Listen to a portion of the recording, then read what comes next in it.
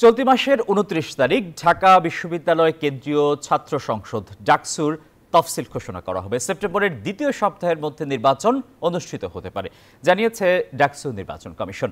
রোববার সকালে ঢাকা বিশ্ববিদ্যালয়ের নওয়াব আলী চৌধুরী সিনেট ভবনে এক সভায় এ ঘোষণা দেন ডাকসুর প্রধান রিটার্নিং কর্মকর্তা অধ্যাপক ডক্টর মোহাম্মদ জসিমউদ্দিন।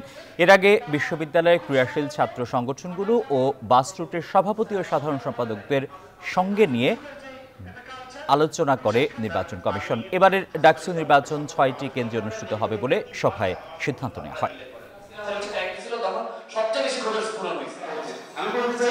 ডেটার ইলেকশনের যে বিষয়টা, সেটি একটা নির্দিষ্ট উইক বলে দেওয়া আছে।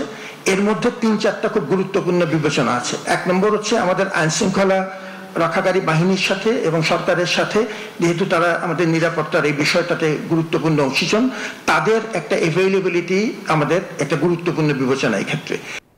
বান্ডেল থাকলে প্রতি সেনমানিতে টাকা বাঁচবে। বিকাশ সেনমানি বান্ডেল কিনে জিতুন প্রতি লেনদেনে।